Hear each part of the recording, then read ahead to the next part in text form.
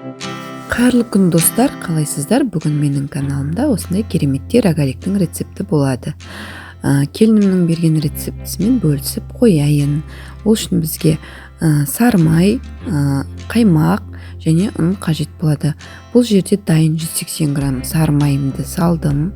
Сапасы өте керемет жоғары маргаринді немесе сары майды пайдалансаңыздар болады. Және оның үстіне 2 ас қасық қаймақ саламыз. Қаймақтың 20-25% қаймақтары жарайды. Одан кейін оның үстінен ұнымызды салатын боламыз. Бұл жерде ұнның барлығын түгелдей қосып жібермейміз. Әдеттегідей азғантай бөлігін алып қаламыз да, одан кейін қамырымызды жақсылап илейтін боламыз. Міне менде ұнның барлығы кетті, тіпті мен қосып иледім. 180 грамм сары майға шамамен 210 грамм ұн кетті. Енді қамырымыз осындай жұп-жұмсақ болады. Оны илеп алып, азғана салқындатқышқа шамамен 15-20 минутқа салып қоямыз да, одан кейін дайын болған қамырымызды теңдей 2 бөлікке бөліп алып, зуалалап рогаликтер жасайтын боламыз.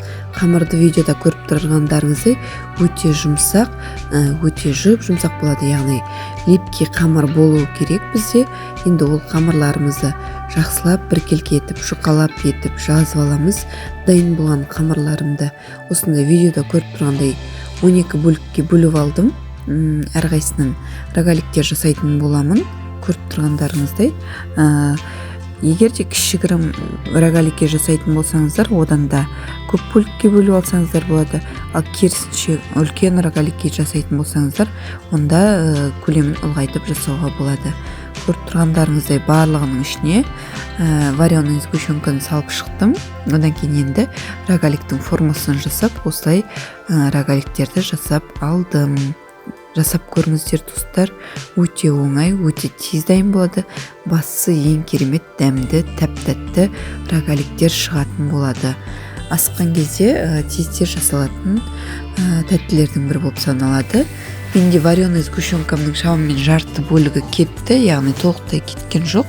Енді міне дайын болған рогаликтерімізді противенге салып, қызып тұрған отта 200 градуста, 180-200 градуста 20-25 минутта пісіріп алатын боламыз. Ас болсын, өте керемет, дәмді, көрсеңіздер сыртынан қарағанда хрустящий болады, ал жеп көрсеңіздер тілі дәм үйіретін тәп-тәтті рогаликтер дайын болады.